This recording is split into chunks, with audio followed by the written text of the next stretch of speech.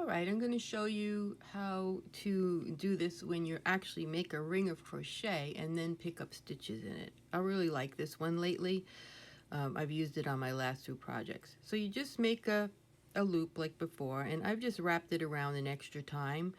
It gives it a little more strength in the center, especially if you're working with very fine yarn. But you can do it right into a single loop as well.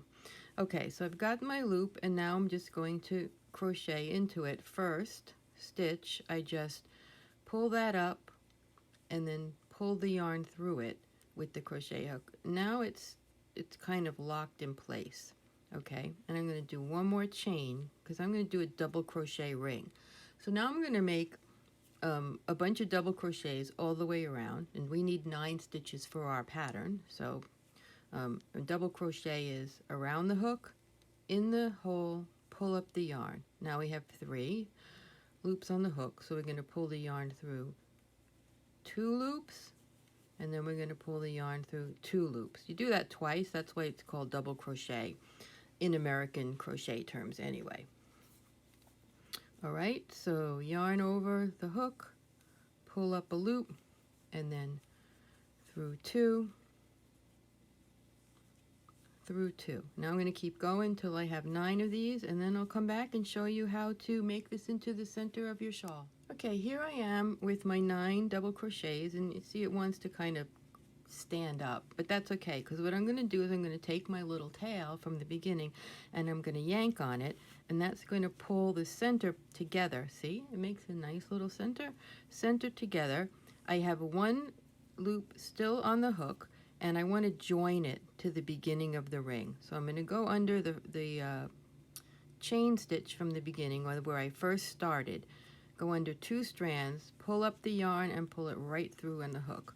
And then I'm going to put this on a knitting needle, and I'm going to take either DPNs or magic loop, and I'm going to pick up stitches by going under 2 strands. I'm going to pick up stitches all the way around. So see, this is already stable, it has body, so when I put it on the needles it won't be flopping all over the place. I'm going to show you on double points because it really makes a huge difference on those.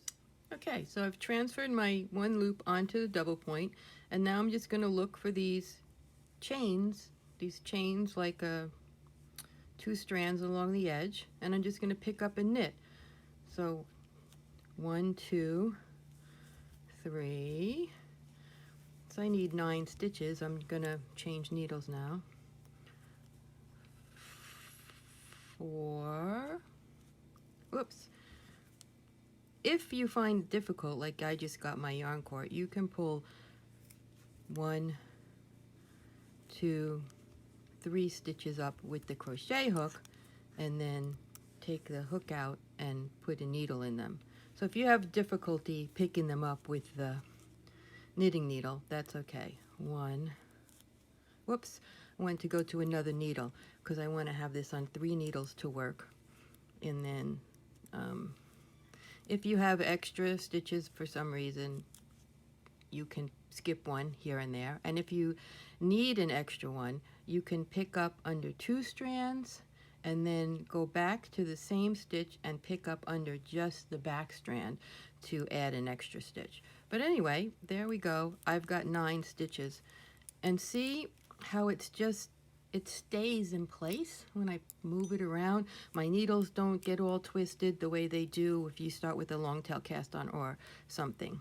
And you can always pull on the center again to tighten it if it comes loose, and of course we'll weave that in to lock it when we're done.